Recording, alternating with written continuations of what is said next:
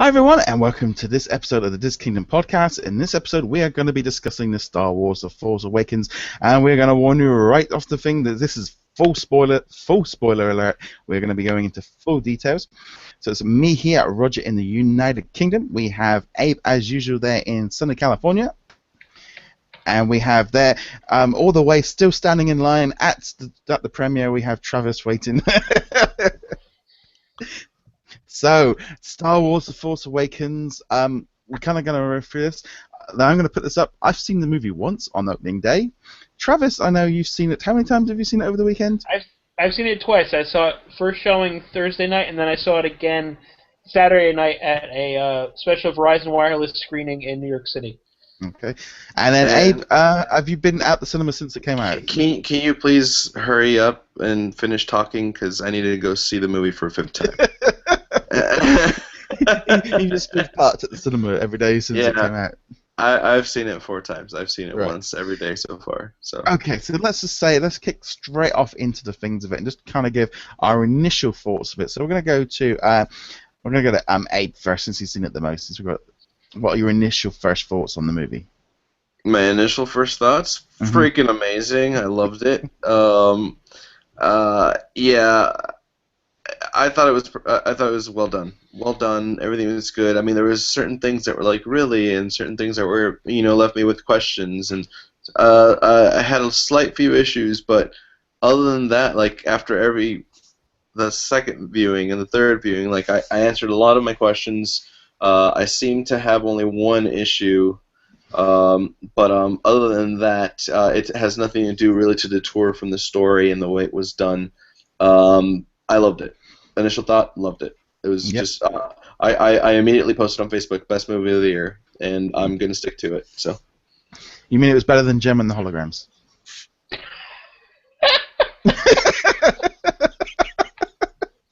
No comment. Luckily, I don't think that made it to the UK, so I did all right. So, Travis, what were your initial thoughts on it? Well, I went into this weekend hoping for a lot, because I have been building up to this weekend for months. I mean, if you guys are watching us on YouTube, you can see the glasses I'm wearing. I have all 4 sets of these glasses that were given out exclusively at Cinemark theaters. The closest Cinemark theater to me is an hour one way. So, yeah, 3 to 4 trips out to Cinemark to get these glasses. I was putting a lot of my geekdom and fandom in check with this movie. And some people were like, oh, it's going to be a big letdown. It was not a letdown at all. I came out of that movie feeling elated for the series, looking forward to 8 and 9. Friends of mine were immediately tweeting me, because we all saw the same movie at the same time, but in different theaters across the East Coast.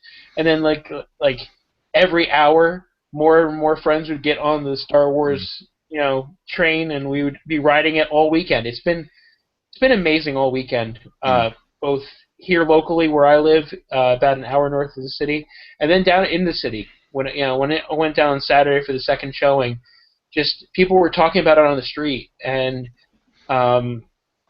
everywhere there's just a lot of buzz and excitement for Star Wars, and it's a great movie, and it lived up to its name. Yeah, I mean, for me, I just, I remember walking out of the cinema, I just had this big grin on my face. It was just, I thought it was a great, fun movie. It was everything you wanted from a Star Wars movie it had in it. It was fun, had loads of action in it. It completely sold the new characters. They completely just kind of gave that thing of, this is the new way we're going, and we're taking it back to some of its roots. And I loved it. I just, I really loved seeing it. It was just. And I think it was fun. I think they brought the fun back to Star Wars. I think they tapped into that nostalgia. They brought in the new characters. They gave. I always kind of view it as there was a little bit of that kind of sort of WWE where they were kind of giving the rub to the new characters, putting them over, kind of getting these new characters, getting them ready to take the series in its new direction, and using the existing sort of characters to kind of give that to them, because it very much felt like I walked out and it's all about the new characters. The old characters are of much less importance because of how they've done it. Maybe Luke's slightly different, but that was how I felt. It was just a lot of fun, and I think that was the best thing about it. I'm glad you caught yourself there. I was going to say, are you freaking kidding me? This whole movie's about Luke. Yeah. What are you talking about? Yeah. So. But it didn't. Yeah. You got to that kind of thing of like Han did a great job, but his ultimate goal was to put over Kylo Ren as the bad guy. That was his ultimate, what he was there for. He basically did the job for Kylo Ren to kind of put him over as the top bad guy. Mm. And I think that was definitely kind of good. I love the fact BB-8 kind of got his chance to stand out away from R2-D2. R2-D2 was asleep; he was not activated till Rey came along, and I think that was what was cool about it. And I loved, I really just loved. It was a lot of fun. I remember my dad. He came out and he goes, "It was a little bit more corny than he said. Oh, it was a bit corny." I said, but it had loads of humor in it. I wasn't expecting humor. I think the original trilogy, prequel trilogy, took the fun out of it. Mm-hmm. I don't know about what you thought about the humor side of things. Oh, it was great. The humor was well balanced. I think it was awesome. I keep hearing a lot of people saying that it was too Disney-fied, and I'm like, why do people like saying that? The only reason why they're saying that is because Disney owns them. No, all the movies had their quirky silliness to them, and I think this was well balanced. It took you back to, A New Hope and all, just the original trilogy. I felt like the humor was well balanced. I thought it was great. I don't know. I mean, there's a lot of reasons to why BB-8 was predominantly featured, like, and why R2-D2 wasn't. I think it was a big thing that a lot of people missed as to why R2-D2 wasn't. I don't know. I think it was great. The humor was well balanced. I think some people being rude and mean, calling Finn this Star Wars Jar Jar Binks is kind of messed up. I don't think he was that bad. Some people thought he was like too silly, and I'm like, no, his character is also having like issues. He's changing. He has a backstory and an origin story that we'll probably figure out later. I tried to squint my eyes and see in the movie when they were talking about him being taken when he was a little kid. On the very bottom left, they had like this little baby, obviously. Yes. Dark-skinned child on the very bottom in a hologram, and then you see like a name, and I tried to squint to see if I could read it, but you couldn't. But do you know, I think that little part that you just said there about, there's a single quote in the movie where they talk about how they basically kidnap kids to brainwash them. I think sometimes that's been completely washed over. It's quite sinister. It's real freaky, and it's taken it away. And there's another line where they talk about they don't want to use clones because they're not as good as his army of what look to be stolen children. And as it feels like that is a real kind of it was two little side notes. If you didn't pick up on it, it wouldn't make a massive deal to it. But it's actually going to have, I think, a major impact on the later movies. Honestly, it only took me the second time to 100% see that, so you don't have to see it 4 times if you want to pick up on it. Well, I only picked up on once. That disclaimer. I did pick up on that straight away, but it did. There was a little nod to the clones, and there was also that thing about them stealing Finn as bait and stealing other kids. Right. And I think that really kind of sets it up of why, I know right. a lot of people think he is. No. But anyway. Okay, so I think we really need to tap into 3 things, or at least in my opinion, at least 2 major ones. One I wanted to bring up because I think it's a little important, but obviously an important death. Also, somebody's parents. We're trying to figure out who that is. But the first one I want to talk about was a big marketing push by Disney, making lots of money on this one. But where's my Captain Phasma? Yes. Where's my Captain Phasma? She was so overly hyped. You have no idea how many kids, including boys, because they had no clue, obviously it was a girl, dressed up as Captain Phasma for a Halloween. So many. And not to mention so many people were like, oh, I love my Captain Phasma. She's awesome. And then we saw her for 3 small little scenes. And she got put in a waste disposal unit. And she got in a disposal unit. I mean, I'm crossing my fingers that she survived, that she didn't get crushed. I'm sure she did, but geez, where was my Captain Phasma? That was it was really funny because the first day of the movie, she was on British TV talking about her role, and she's a strong role model, and she does this, and there's a really good. And I'm going, oh yeah, this is good. And I watched the movie and went, where was she? It's like, yeah, you had less screen time than any. It was like you can't hype this character up, and then she literally walks in and they put her in a room and they go, okay, you won't get away with this. Well, get in the waste disposal unit. Okay, I'm going. That was the end of it. She didn't even do anything. Yeah, it's like I kind of wanted to see her like duke it out with one of the characters for a scene or something, but it just didn't happen. They didn't even build her up. Yeah, she was just there. She was like another stormtrooper. In fact, I think other stormtroopers had more screen time than she did. It's like, that the one that stands there and he goes, and he suddenly got that big like lightning bolt and the shield and stuff. It's like, I'm gonna kick ass, you traitor. It's like that should have been Captain Phasma or something. And she should run off. I agree. That was the moment. But you know what? I think Daniel Craig as a stormtrooper had more screen time than Captain Phasma did. Right, he did. Yeah, so. Yeah, I didn't realize it's the weekend, but I do like the fact that Bond got in there. Yeah. So, anyways, that was my thing with Captain Phasma.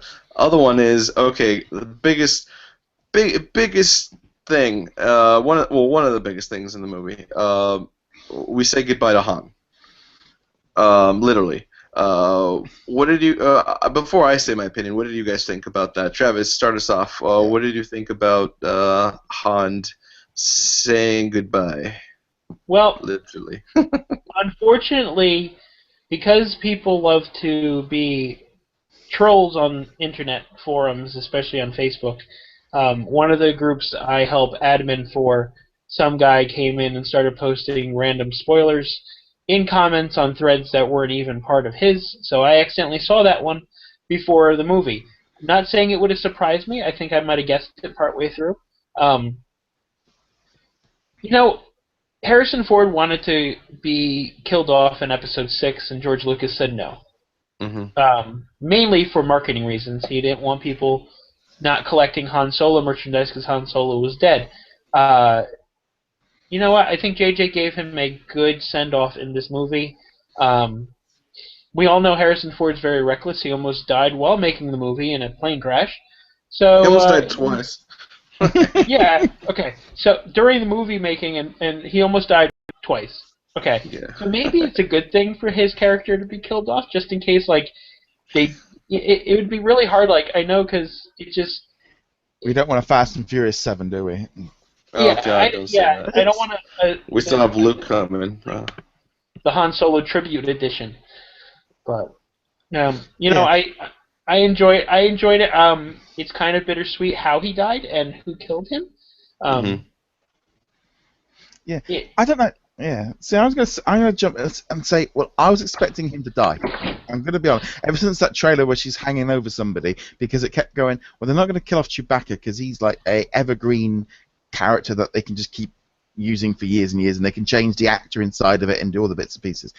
Han Solo dying made total sense. I was fine with it. I was happy for it. I thought it worked. It put over Kylo Ren as the bad guy. He was torn. He was pulled towards the dark side. Han Solo made the ultimate sacrifice in terms of, basically telling his son, do what you need to.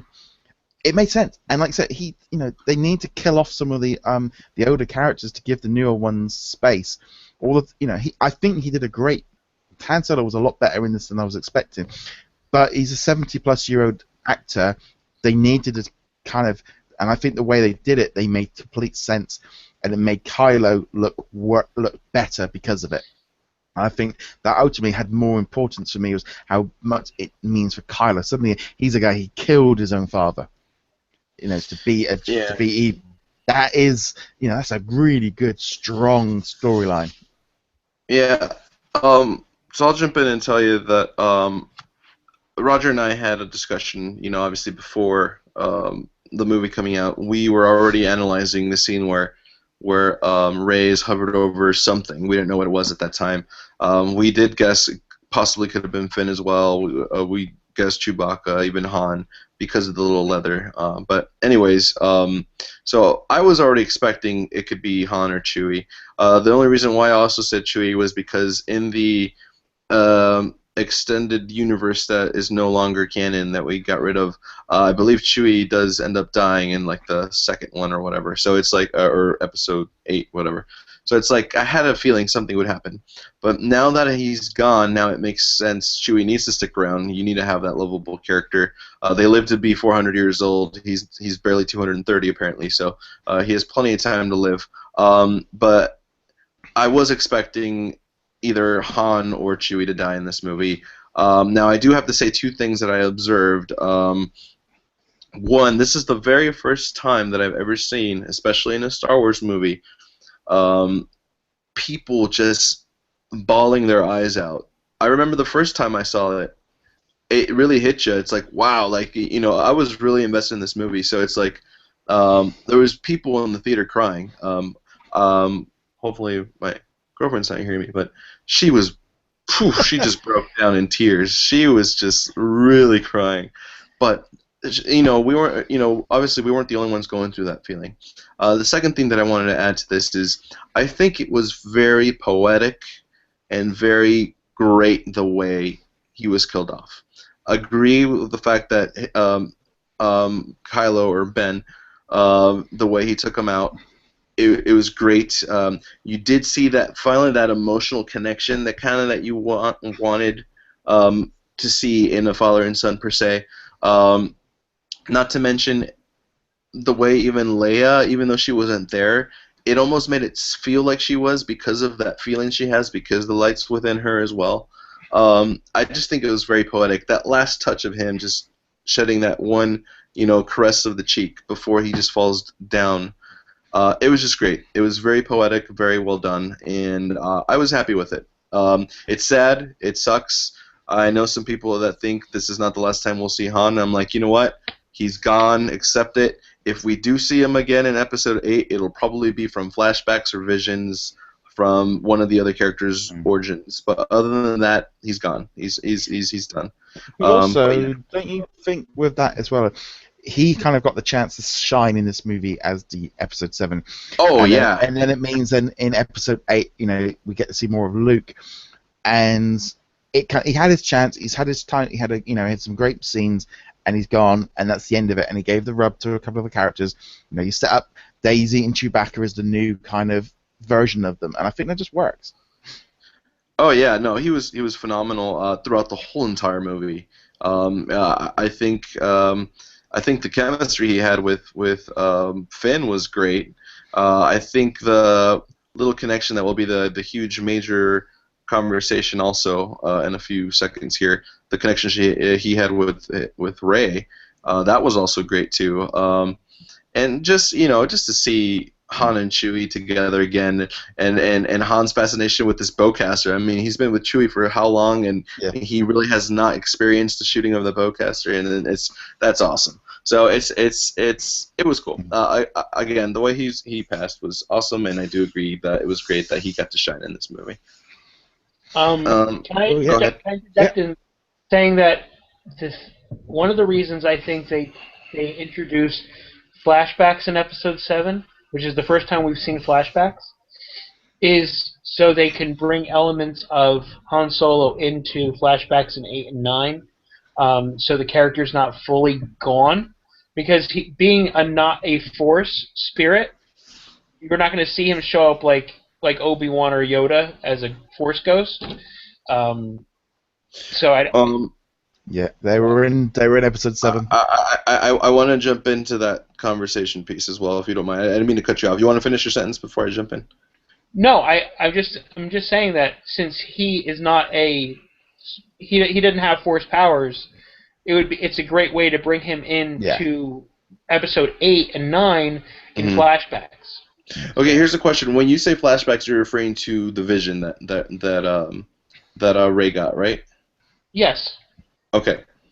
All right, I got you. So basically through visions and everything that you get to see. Okay, cool. I like that. Because Now, as far we might be able to see backstory about, now, because there's 30 years that they're going to have to explain Yeah. partially. I think now, it's going to be explained, and there'll be more oh movies. I yeah, think that's oh it. yeah, oh yeah, oh yeah. As far as Force Ghosts here, they were in this movie in some shape or form. Well, And yeah, I understand. Yeah, I know that. I knew that they were in the flashbacks, or well, in the vision. the vision, yeah, yeah. Yeah. Well, they're definitely in there, and I think it became a little bit more apparent that the Force Ghosts were talking via the Force because this vision was actually, the saber calling to her. It was the Force calling to her, so she had this little vision. Um, and yeah, it was Yoda in the very beginning of the vision, if you really listen clearly, and it was Obi-Wan towards the very end. But yeah, no, I agree. I think that's going to allow for Han to still be in the other movies, but not as a predominant character. Yeah. I'm glad they didn't go down the twin line with Kylo and Finn. How do you know that? Well, the fact that Princess Leia was talking to Rey, he would have been like, "Hello, daughter." Wait. You said Kylo and Finn. You mean Ray, Yeah, Ray, Ray and Ray and Kylo. Kylo. You know. Okay, You know, hold on. Okay, now we're getting into the subject. She didn't say hello, daughter, but in the movie, and I know this because I've seen it 4 times.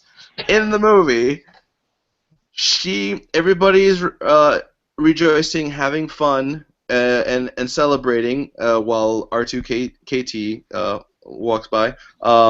Yeah, that brief and 2 seconds. Yeah. Actually, she's in 2 scenes. I actually caught her a second time.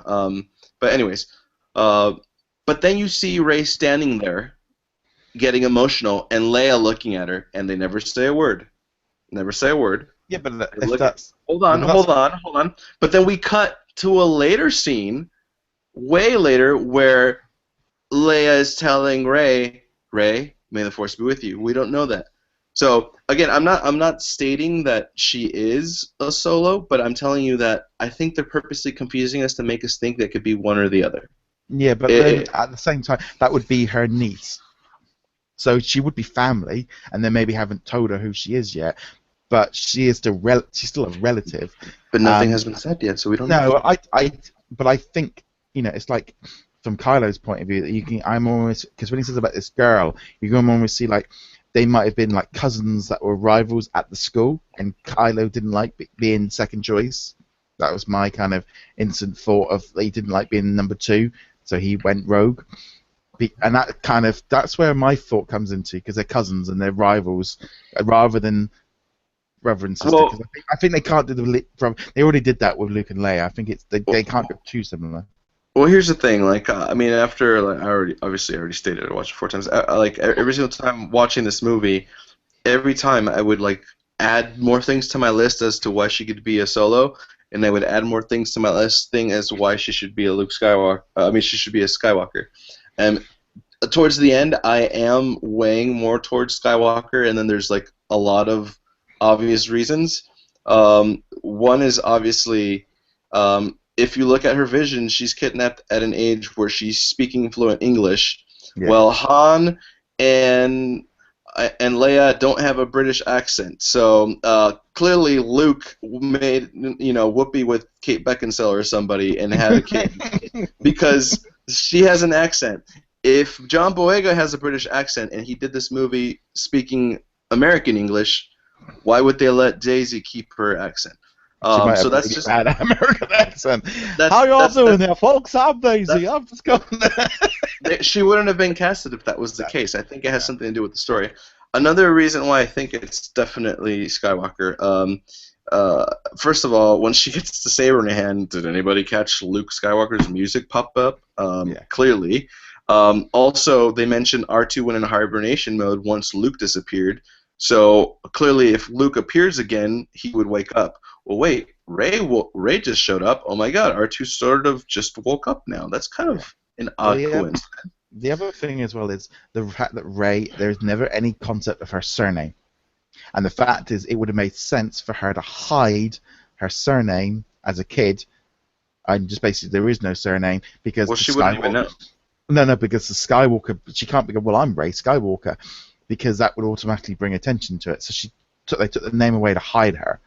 So therefore, the whole merchandising thing of her not having a surname makes more sense. Because it would have made more sense from the spoiler point of view if it said Rey Solo, but Skywalker made, or Rey Solo / Skywalker to be double barreled. It makes more sense to be Skywalker. I completely disagree with that. And the only reason why I say that is I think Kylo is the one who definitely removed her from her family. B, she was left behind in Jakku, given to Unkar. And clearly Ankar could have been paid to keep her shut and actually keep her occupied. C, Jakku is filled with poor people scavenging, so if somebody goes up and say, I'm Rey Skywalker, they wouldn't believe shit. So, excuse me. But anyways. Language. Hey, we said it's a spoiler show, so whatever. Anyways, so clearly I just don't think that's the case. Yeah.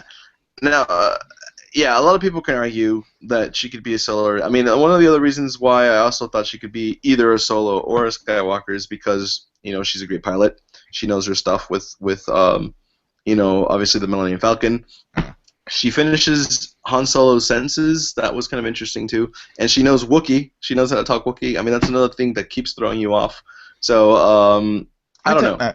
I think it's a Skywalker. There was this deep embrace in the look that they had at the very end of the movie. You can see Anakin I keep saying Anakin. Luke was like, he had this face of oh my God, she's here, type of thing. So I don't know. I don't know. It's just. Travis. What do you think, Travis? Well, I think she's a Skywalker. Yeah. But I'm going to go off of little by little off points. One thing you said, she knows Wookiee. She also knows droid, and Han Solo didn't know droid. Well, she does live in a scavenger planet, so I'm pretty sure there's but Luke was fluent in droid, working on the farm, and that's then Poe is a Skywalker too. Then. But the one thing I'm gonna go on with age range, and I'm gonna vision wise, when she saw the vision of Kylo killing everybody, Kylo was already mid-teen to adult. Mm-hmm. I have a feeling that she possibly did not know that her father was Luke, even though her father is Luke, and he kept that secret from her because he was in quote hiding, and then he was the one that dropped her off at Jakku to hide her before he went into permanent hiding. And the thing is, when he turns around and he removes his hood and looks at her, she's looking such determination, and she pulls it off. I'm wondering if she didn't realize her own father was Luke Skywalker until he removed his hood, turned around, and she's like, holy shit, that's my dad. Well, the only thing is, on that note, she has the flashback to being on a planet with an ocean. So she must have been there. No. That has nothing to do with that. That when Kylo was going into her vision, going into her head, he was feeling the Force talking to her. He was feeling that. He was not feeling her. He couldn't get through her head. He couldn't get to it. He was feeling the vision. She said she remembered. She remembered being... No, Kylo said he remembers seeing... he says, I see you looking at an ocean. I see the island you're looking at. That's not something that she saw. That was the Force trying to tell her where her dad is. That's what I was thinking. Because remember, how could he see that but not see the map in her head? That's what I'm telling you. And based off of what Travis was saying, why I still think it was Kylo who put her in exile is because when he had his first tantrum about being escaped, he completely blew up and destroyed the console. But when the officer or the guard, whatever, mentioned a girl, he immediately said, "What girl?" And then grabbed him and wanted to kill him. It's like he knew that something was in Jakku. Yeah. A girl of some sort was there. Why would he have this huge attachment or need to find this girl? Yeah. That's why I think he knows something about that, and he's the one that exiled her. He might have. I think he kind of the light. He maybe saved her because he felt he didn't quite go quite according to scope to the to the evil, the big Lord of the Rings character. I think he just kind of basically was just like. Wait, what? What are you Well, talking anyway, I was a Smoke or Snoke or whatever his name is. I think the Rings. Oh God. I think he saved. I think it that's wouldn't surprise- Plagueis. Just saying. I think if Plague was it. Yeah, I Snoke. think if Kylo had taken her to the island, to the planet, because he didn't want to kill her because he's her family, and he wasn't quite ready to do that, and he shouldn't have done it, and now it's coming back. But anyway, let's get into the. We've got a few more minutes left, so let's jump into what I was just leading into. Smoke or Snoke, or whatever his name is. What do you think of him? I think he's Plagueis. Yeah, Travis, anything? I really don't know who he would be because because when Disney bought up Star Wars, they kind of canceled everything extended universe. I've heard people say Plagueis. I've heard people say that it's one of the Yuuzhan Vong. There's a whole bunch of different people saying different things. I think he looks a lot like Tion Medon from the from the prequel trilogy, but it could go anywhere really. Right. I had a very, and I said this to Abe on the first day, was I think, this whole thing about him being 25 foot tall, I think he's a midget. This is the Wizard of Oz effect. Yeah, this is the thing of he is really, really small. I think he's a really small character, and it's the illusion of that hologram making him huge and tricking us into a false sense of security. He might even be human size. I just can't imagine that. How are we going to have a 25-foot monster doing a lightsaber battle with Rey at the end? No, yeah, for 9. It's just I feel like it's a projection, like you said, Wizard of Oz feel. First of all, I do think he's probably like 7 foot tall. I don't think he's as big as they make him seem, though. I think that is definitely the Wizard of Oz effect. I still think it's Plagueis. I think, if I remember correctly, the original trilogy, not the original, the prequels, they did mention him a little bit. And so the reason why I think Snoke could be of that origin is I think he also mentions something in the fact when he's talking to Kylo about you can't perfect what you created. I have a feeling that he may have had something to do with the whole midichlorian thing, this whole Jesus effect of creating Anakin or whatever. I have a feeling that they tried with what they had, which was Shmi.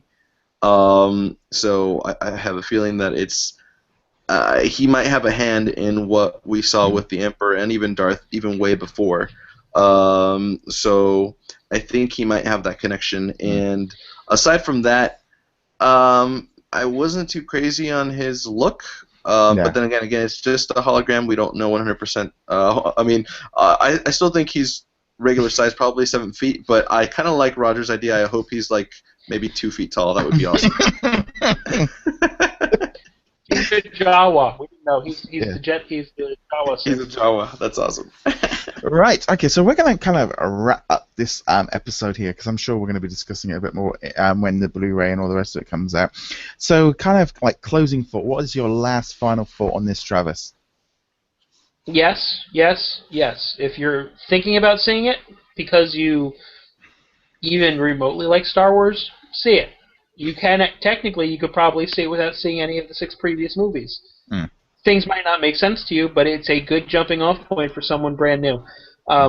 It's a great movie. I'm hopefully going to see it at least one more time while in the theaters. Maybe IMAX 3D this time. No, it's great. Everyone should go see it. Okay, Abe? Here's my final thought. Okay. First off, it was amazing. I do want to clarify people who did not like it or is underwhelmed by it. Just because other people like it doesn't make you like a sheep or something. So I do want to clarify that. I loved it. I think it was amazing. It definitely by far met the hype for me. It met my expectations. Second of all, what's very important and why you should keep this in mind is a few numbers, and I'm going to point them out. One, $517 million this first weekend, estimated box office worldwide. Second of all, Jurassic World, who took over the Avengers this year, that was destroyed. Domestically this weekend, $238 million in the box office, which was set by Jurassic World earlier this year by $208 million. So it completely destroyed. And ultimately, last thing, it has still not even been out for 4 days. Well, it's now 4 days completely, but it still has not opened up. That's exactly what I was going to say. And it still has not been out in other countries, certain other countries yet. So it's definitely going to exceed $1 billion by before the week. And I have a feeling that James Cameron's movies are in for some big heated battle up there on the box office hits. But amazing movie, go see it. I would probably go see it a fifth time before it comes out on Blu-ray. So yeah. Yeah, no. Again, I thought it was a really great movie. It was fun. It was a lot of entertaining. Brought back a lot of the magic, a lot of the nostalgia. I think the trouble with hype is that it can get away with it, and people are hyping it to be in the next second coming of movies. It was a fun Star Wars movie, and I enjoyed it, and I really loved it, and I can't wait to see it again. And that's really, I think everyone, the people that are saying that they're underwhelmed, I think a lot of it is because of hype. And I think that was always the problem with this movie. It was a good, solid Star Wars movie, and you can't really kind of leave it at much more than that. But I'd love to know your thoughts on it. Comment below. Give us your theories. Talk about it. This is full spoiler mode. If you want to go in full spoiler mode on the comments, go for it. Because if you're already watching the movie, you're watching this video, you're good. But I'd love to love your thoughts on it. Remember to check us out at DisKingdom.com. Remember to check us out on Twitter and Facebook. If you're listening on iTunes, subscribe. If you're on iTunes, subscribe. And also a big thank you to Ethan at MagicBandCollectors.com and SortaApps.com. And I think that's pretty much going to wrap it up. And I think we were probably all going to finish with May the Force be with you. Yeah, absolutely. Let it be with you guys. And also with you. Yeah. Laters. May the Force be with you.